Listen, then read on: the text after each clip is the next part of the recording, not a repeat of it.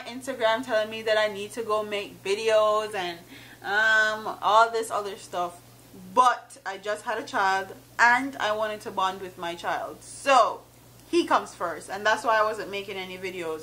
And I still uploaded videos here and there, but they were all voiceovers, so you guys didn't get to see my face, and I guess that's why they were saying that I need to go make videos. So here I am making videos for you guys. Hi guys, so in today's video we're actually going to be talking about the man that was beheaded in Hanover recently by a family member.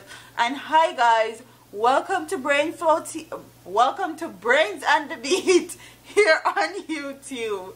I just did some videos for Brain Flow TV, so that's why I'm getting both channels mixed up. And if you guys don't know, Brain Flow TV is actually our blog channel where you can see me and hubby and the children and the baby and all that over there. So go subscribe to that channel if you want to keep up to date with the family and us. But we're going to be talking about the man that was beheaded. And I know, so the article says the Hanover police are investigating the gruesome killing of a man who was reportedly beheaded by a family member during an altercation at the attacker's home on Saturday morning.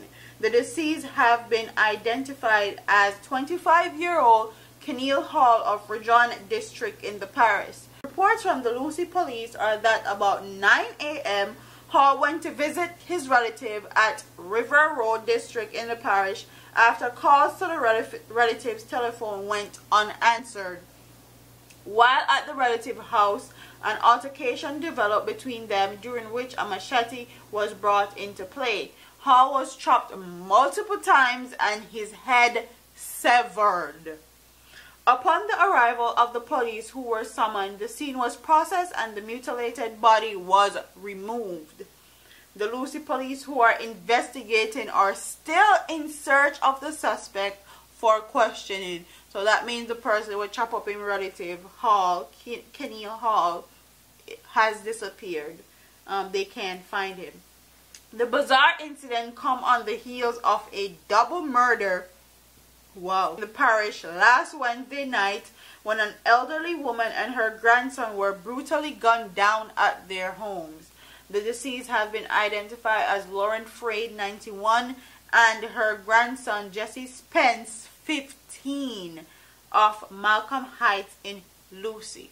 So this 91-year-old get killed. Like, that's such a hard way to go when you're 91 years old, living your life, and somebody just come and kill you. Like, that's crazy. And to kill your grandson also, who is just 15 years old, that's very, very crazy to me. He hasn't even seen life in itself. He hasn't experienced life yet.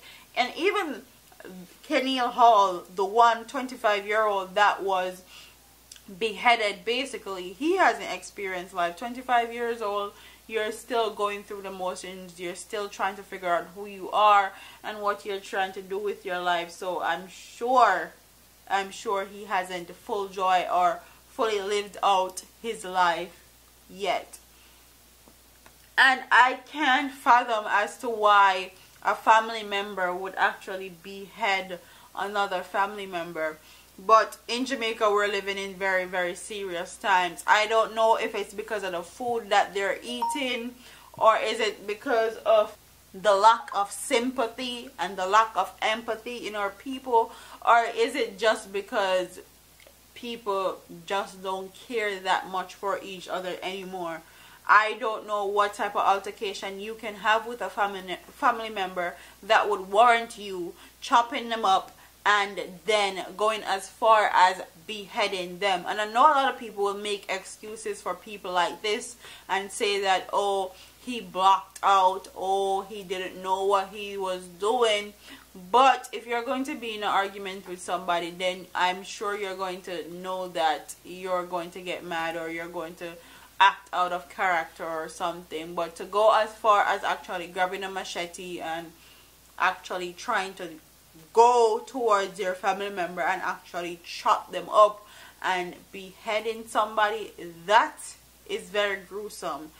yeah, me can see somebody. I can see somebody like getting a gun and shooting somebody and then end up regretting it, because a gun is very easy to maneuver and a gun is like 1, 2, 3. But to actually chop somebody up and kill them is very gruesome.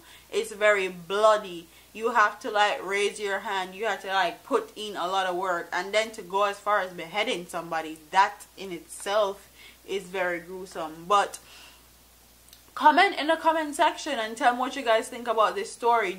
Or anything can warrant you killing a family member or beheading a family member, because I'm sure like your life is more valuable than whatever argument or whatever altercation you guys are having, and then the next thing you're gonna spend the rest of your life in jail. So you dash away your family member's life and you dash away your life in the process, which is not worth it.